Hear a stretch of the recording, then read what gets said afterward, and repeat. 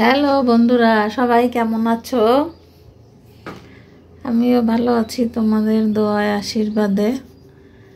দেখো চট্টগ্রামের রান্নাঘর আমার।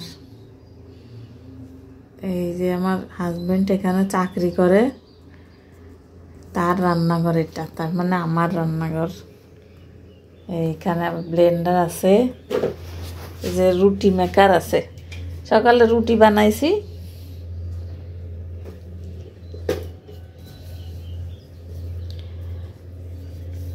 ফির আর একদিন রুটি বানায় দেখাবো। সকালে তো মন খারাপ ছিল আমার, আবার হঠাৎ করে মন খারাপ হয় কেন জানি না। অসুস্থ ছিলাম তো, তাই সে হঠাৎ করে ওই ভাবলে মনটা খারাপ হয়ে যায়, এই জন্য আর দেখাতে পারিনি। পরে একদিন দেখাবো তোমাদের। ভালো লাগে না আমার আর ওই দিনের কথা চিন্তা করলে। যখন অসুস্থ ছিলাম খুব কষ্ট হয়েছে আমার, ভাবলে চোখে পানি এসে যায়। একা একা যখন থাকি তখন খুব কষ্ট হয় আমার, খুব কষ্ট পাই। কেমন যেন শুধু শুধু একবারে কারণ ছাড়াই চোখে পানি আসে আর কান্নাকাটি করি বসে বসে। বসেই ছিলাম, মন খারাপ, তো ভাবলাম দেখি বন্ধুদের সাথে কিছু সময় আড্ডা দেই।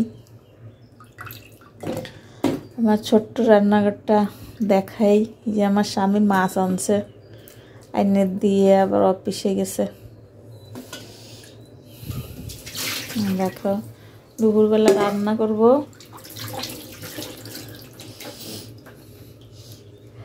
কি করছো তোমরা সবাই জানি না, তো আমার মতন কাজ করতেছো কি না। দেখো এই যে লাউ আনছে একটা বড় কিনে, লাউ দিয়ে মাছ দিয়ে রান্না করব। যখন ইন্ডিয়ায় ছিলাম আমি একা একা, তখন আমার খুব কষ্ট হতো। ওই দিনগুলোর কথা ভাবলে না আমার অনেক কষ্ট হয়, অনেক কান্না আসে। আমি বসে বসে কিছু সময় ধরে কান্নাকাটি করলাম, করে এবার ভাবলাম দেখি বন্ধুদের সাথে কিছুক্ষণ আড্ডা দিই, তাহলে যদি মনটা ভালো হয়ে যায়। তাই চলে আসলাম তোমাদের দেখাতে কেমন ঘরে আছি আমি, আমার স্বামী কেমন জায়গায় থাকে। এই দেখো এই যে ঘরের ভিতরটা সব কিছু এলোমেলো, আমি এলোমেলো অবস্থায় দেখাচ্ছি তোমাদের। কারণ হচ্ছে কি দরকার, তো গুছায় দেখানোর যেমন থাকে উনি ঠিক তেমনভাবেই দেখাচ্ছি। উনি এভাবেই নিজের মতন করে গোছায় গাছায় থাকে। পুরুষ মানুষ তো কি গুছাবে, আর গুছানোর সময়ও নাই। উনি সারাক্ষণ অফিস করে দৌড়াতে থাকে অফিসে। অফিসের চাপ বেশি, কাজের চাপ।